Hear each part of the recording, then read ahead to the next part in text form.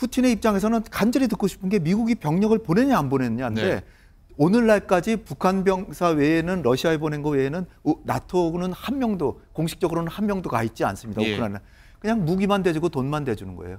따라서 푸틴의 이런 압박은 핵무기의 사용 가능성을 얘기하고 3차 대전 가능성을 계속해서 얘기함으로써 미국과 나토의 개입을 일정 수준에서 차단하고 있는 겁니다. 그렇기 때문에 지금 그걸 성공했기 때문에 푸틴의 입장에서는 계속해서 지금 그걸 하고 있고요.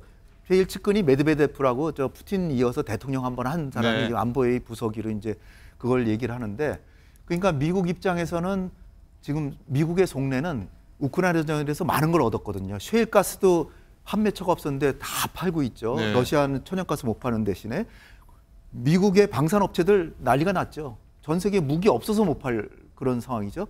그다음에 나토가 트럼프 대통령 때 말을 안 들었는데 나토의 영국들이 이 바이든 대통령이 말 한마디 안 하는데 방위비를 다 증액했죠. 그리고 나토군 사령관 엄청나게 잘 따르고 있죠. 중립국까지 나토에다 가입했죠. 한국과 일본과 호주와 뉴질랜드까지 나토에 가서 참여하고 있죠. 사실 한국의 안보에 나토가 직접 관여되는 건 아니거든요. 물론 나쁘진 않겠지만 나토에 우리가 가가지고서는 얻는 것보다 러시아하고 적대 관계가 돼가지고 잃는 게 더 많은 면도 있는 거거든요. 네. 그러니까 우리의 외교는 트럼프가 되고 해리스가 되고 좀 차이는 있을지만 전방위적으로 우호 협력 외교로 좀 우리 외교는 좀 바꿔야 되지 않을까 봅니다. 네, 뭐 상황이 좀 어떻게 전개될지 모르겠습니다만 해리스가 당선된다고 하면 크게 현 상황이 뭐 바뀌지 않을 것 같다는 느낌 들고 만약에 트럼프가 당선된다고 하면은 바로 뭐 전쟁 끝내겠다고 하면은 그러면 김일수 실장님 어떻게 보십니까? 북한은 러시아 파병을 바로 물리게 되는 상황까지 올 수 있겠습니까? 바로 직접적으로? 그렇게 되지는 않을 거고요. 말이 조금 길어질 수는 있을지 모르겠습니다만은 왜 러시아가 북한의 파병을 받아들였고 북한은 왜 러시아의 파병을 했느냐가 중요하지 않겠어요. 그래서 지금 보면은 크루스크 지유라고 하는 것이 이게 우크라이나 땅이 아니고 러시아 땅이란 말이죠. 예. 그래서 기본적으로 가지고 있었던 젤렌스키 대통령의 구상은 거기에 크루스크 지역을 좀 이렇게 확보를 해서 나중에 평화협상이나 또는 뭐 정전협정이 벌어지고 나면 동부 돈바스 지역, 러시아가 장악하고 있는 그 지역하고 영토의 교환을 하겠다는 그런 계획을 갖고 있었어요. 그게 네. 젤렌스키 대통령이 얘기하는 승리 계획의 1번이에요. 그래서 그런 계획을 갖고 있었는데 그렇다라고 하면은 이제 이 푸틴의 입장에서 보면은 가장 이제 중요한 것은 빨리 내 영토에서 이 우크라이나군을 쫓아내야 되겠다는 생각을 가지게 되지 않겠어요? 네. 그래야 지금 확보하고 있는 땅이 한 18% 정도 되는데 이거 그냥 자기가 가질 수 있는 거니까 하다못해 그쪽을 연해가지고 이게 한국의 DMZ 같은 그런 것들을 만들 수도 있다고 생각할 수 있지 않겠어요? 그렇기 때문에 이제 러시아는 북한으로부터 이렇게 파병이 이제 필요했다라고 저는 보고요. 네. 이제 조금 이거를 더 세분화하면 이 북한의 입장에서 보면 러시아로부터 받을 게 굉장히 많이 있겠죠. 그래서 러시아에서 뭐 무기 비용이랄지, 그렇죠. 뭐 군사에 대한 부분도 있을 테고요. 크게 보면은 이제 아무래도 미래의 안보 이익을 담보받았다 이렇게 생각을 할 수 있겠죠. 여기 가서 피를 많이 흘리면 이제 단순한 동맹 관계를 넘어서서 혈맹 관계로 가게 되고요. 그 혈맹 관계가 되면은 나중에 한반도에서 유사 사태가 발생을 하면 반드시 러시아는 여기에 개입을 할 것이고 러시아군이 참전할 것이다. 이게 미래에 대한 안보 이익이잖아요. 네. 그걸 담보받았다고 보고요.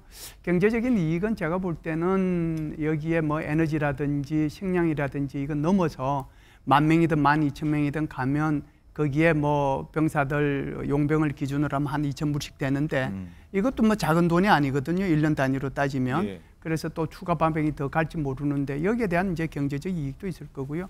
그보다 더 중요한 것은 아마 군사적인 측면일 겁니다. 네. 그래서 군사적인 측면에서 보면 북한이 지금 제일 필요로 하는 것이 고철처럼 떠돌아다니고 있는 공군기거든요. 그래서 수호의 35에 대해서 굉장히 이제 깊은 관심을 드러냈단 말이죠.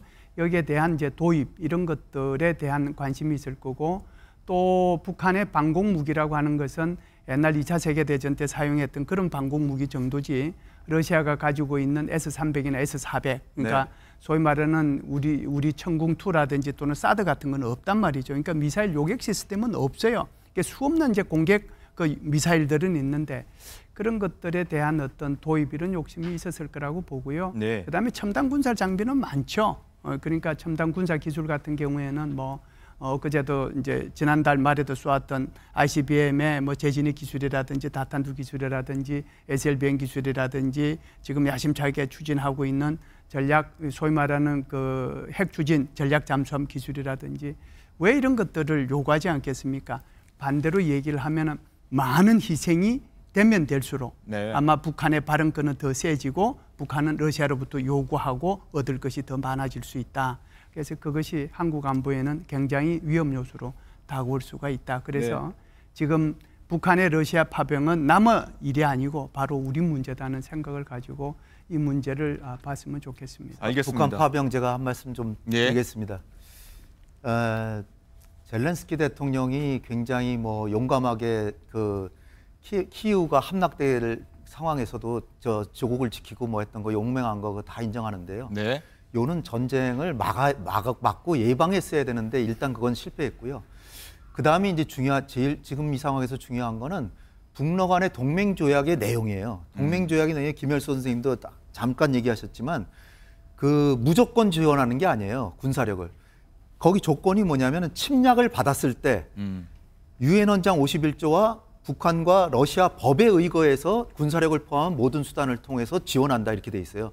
거기서 중요한 게 침략을 받았을 때예요. 젤렌스키 대통령이 머리를 써가지고 지금 김열 선생님이 얘기하신 것처럼 쿠르스크 지역을 점령해 놓고 돈바스 지역과 교환한다 이런 계획은 갖고 있었지만 예. 이게 잘못 생각한 거예요. 북한의 파병은 거기서 비롯된 거예요. 그러니까 러시아에 북한이 병력을 보낼 수 있는 거는 북러 동맹조약을 보면 명분이 있는 거예요. 이게 침략을 받았기 때문에. 만약에 젤렌스키가 계속 돈바스에서만 전쟁을 하고 쿠르스크 지역으로 안 갔으면 북한은 러시아에 병력을 보낸 아무 명분이 없는 거예요. 그렇기 때문에 그 공산주의 국가가 의외로 명분을 굉장히 중시합니다. 그래서 그 북한이 파병을 했고 김정은으로서는 단지 지금 전쟁이 이제 소모전으로 계속 가고 있기 때문에 이 뭐 특수 폭풍 군단을 보냈다는 거 아니에요. 근데 사상자가 많이 나오면 김정은도 정치적으로 엄청난 부담이 돼요. 따라서 지금 뭐 트럼프가 되면은 전쟁이 머지않아서 끝나겠지만 해리스가 되더라도 사상자가 많이 나면 김정은도 더 파병하는 거는 굉장히 부담이 클 것이다 이렇게 봅니다.